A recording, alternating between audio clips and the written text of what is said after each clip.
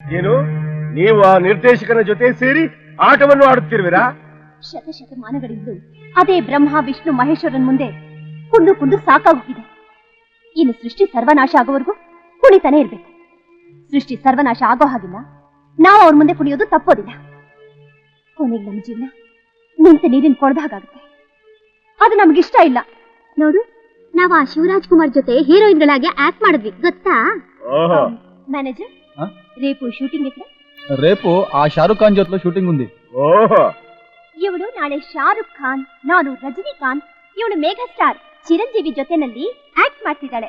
ಇಂಥ ಕಲರ್ಫುಲ್ ಜೀವನ ಬಿಟ್ಟು ಮತ್ತೆ ಬ್ಲಾಕ್ ಅಂಡ್ ವೈಟ್ ಜೀವನಕ್ಕೆ ಬಾ ಅಂತ ಹೇಳ್ತಿರಲ್ಲ, ಇದು ಸರಿನಾ ಅಂತ ಸ್ವಲ್ಪನಾದ್ರೂ ಯೋಚನೆ ಮಾಡಿ ಯಮರಾಜ.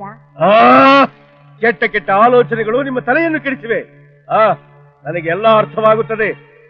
ಈ ಕ್ಷಣವೇ ನೀವೆಲ್ಲ ನನ್ನ ಜೊತೆಯಲ್ಲೇ ವರ್ಣಲು ಹನುವಾಗಿ ಈಗಲಾದರೂ ನಾವು ಮಾಡಿರುವ ತಪ್ಪಿಗೆ ಆ ಸ್ವಯಂಭುವಿನಲ್ಲಿ ಕ್ಷಮೆಯನ್ನು ಯಾಚಿಸೋಣ.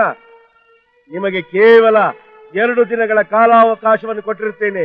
ಎಚ್ಚರ, ನಾನಿನ್ನು ಬರುತ್ತೇನೆ.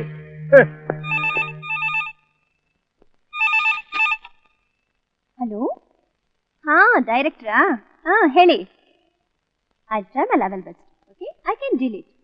Okay. You cannot tell me. ಏಕೆ ಹಾಗೆ ಗಾಬರಿಯಿಂದ ನೋಡ್ತಿರ್ವೆ? ನನಗೆ ಇಂಗ್ಲಿಷ್ ಭಾಷೆ ಹೇಗೆ ತಿಳಿಯುತ್ತದೆ ಎಂದು. ಇದು ಕರ್ನಾಟಕ, ಅಷ್ಟು ತಿಳಿಯದೇ ಇದ್ದರೆ ಇಲ್ಲಿ ಬದುಕಲು ಬಿಡುತ್ತಾರೆ? ಅದು ಸರಿ. ಸರಿಯೋ ತಪ್ಪೋ?